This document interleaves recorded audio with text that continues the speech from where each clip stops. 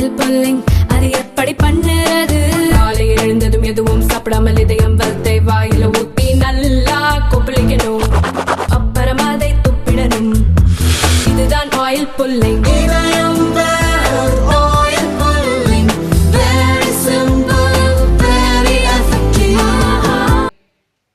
தமிழ்நாட்டில் இருக்கிற பெண்களுக்கு அதிகமான திட்டங்களை கொண்டு வந்து அவங்களுடைய குடும்பத்தை, அவங்களுடைய வாழ்க்கை தரத்தை உயர்த்துவதற்கு ஆனால் இப்போ இருக்கிற விடியா திமுக அரசு அம்மா கொடுத்த திட்டத்தை எல்லாத்தையுமே நிப்பாட்டிட்டாங்க.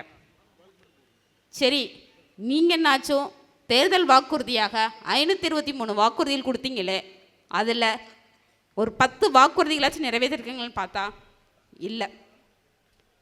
மக்கள் நாங்கள் ஆட்சிக்கு வந்த உடனே முதல் கையெழுத்து நீட் தேர்வை ரத்து பண்ணுறேன்னு சொன்னாங்க. வருஷம் 4 ஆச்சு, இது வரைக்கும் நீட் தேர்வை ரத்து பண்ணலை. கேட்டால் அதுக்கு எங்களுக்கு சூழ்ச்சிமெல்லாம் தெரியும், கண்டிப்பாக நாங்கள் நீட் தேர்வை ரத்து பண்ணிடுவோம்னு சொன்னாங்க.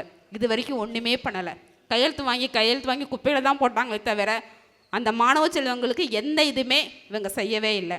ஆனால் அண்ணன் எடப்பாடியார் அவர்கள் எல்லாத்தையும் புரிந்து கொண்டு தன்னுடைய சொந்த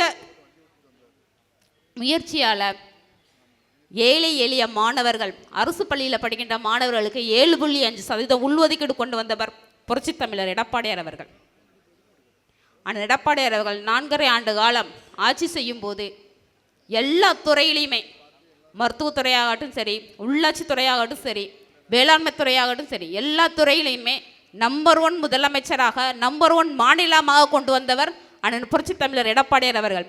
ஆனால் இப்போ இருக்கிற முதலமைச்சர் என்ன செஞ்சுட்டு இருக்காரு பார்த்தா, எந்த இதில் முதலமைச்சராக இருக்கிறான்னு பார்த்தா, அவர் பையனை துணை முதலமைச்சராக கொண்டு வந்ததில் அவர் நம்பர் 1 முதல்வராக இருக்கார். சட்ட ஒழுங்கு கெட்டு போனதில் நம்பர் 1 முதல்வராக இருக்காது. எந்த பிரச்சனை வந்தாலும், எங்கே எஃப்ஐஆர் போட ஆரம்பித்தாலும் அதில் யார் வந்து உள்ளே இருக்கான்னு பார்த்தா திமுககாரங்க தான் இருக்காங்க. விலைவாசி ஏற்றிருச்சு, மக்களுக்கு எல்லா திட்டமுமே நிப்பாட்டிட்டாங்க. ஆனால் விலைவாசியை மட்டும் ஏற்றிக்கிட்டு இருக்காங்க. ஏன் நீங்கள் விலைவாசியை ஏற்றிக்கிட்டு இருக்கீங்கன்னா, எங்களுக்கு அஜனால பைசா இல்லை, அதனால் மக்கள்கிட்டருந்து வரிப்பணமாக நாங்கள் கொள்ளை அடிச்சுக்கிட்டு இருக்கோம் அப்படின்னு சொல்கிறாங்க.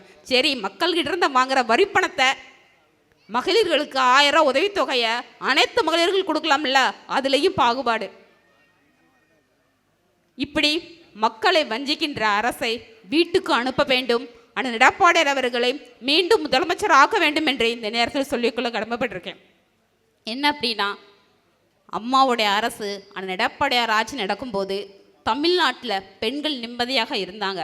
ஆனால் இப்போ இருக்கிற விடியா திமுக அரசில் ஸ்டாலின் முதலமைச்சராக இருக்கிற இந்த நேரத்தில் பெண்கள் தனியாக நடமாட முடியல, பள்ளிக்கூடத்துக்கு மாணவிகளை அனுப்ப முடியல, வேலைக்கு பெண்கள் போக முடியலை, வீட்டில் நிம்மதியாக இருக்க முடியல. அந்தளவுக்கு மோசமான ஆட்சியை வந்து இப்போ இருக்கிற விடியா திமுக அரசு முதலமைச்சர் ஸ்டாலின் கொடுத்துக்கிட்டு இருக்காரு. அவங்களுக்கு பதிலடி கொடுக்குற வகையில் தமிழ்நாட்டில் இருக்கிற பெண்கள் அனைவரும் ஒட்டு மொத்தமாக ஒன்று சேர்ந்து இதே தெய்வம் புரட்சித் தலைவி அம்மா அவர்களுடைய சின்னமான வெற்றி சின்னமான இரட்டை சின்னத்தில் வாக்களித்து அண்ணன் எடப்பாடியார் அவர்களை மீண்டும் முதலமைச்சர் ஆக்க வேண்டும் என்று உங்கள் பாதம் தொட்டு கேட்டுக்கொள்கின்றேன். ஏன் அப்படின்னா, அண்ணன் எடப்பாடியார் அவர்கள் முதலமைச்சர் ஆனால் தான் தமிழ்நாட்டிற்கு பெண்கள் சந்தோஷமாக, மகிழ்ச்சியாக, நிம்மதியாக வாழ முடியும் என்பதை இந்த நேரத்தில் சொல்லிக்கொள்ள கடமைப்பட்டிருக்கேன்.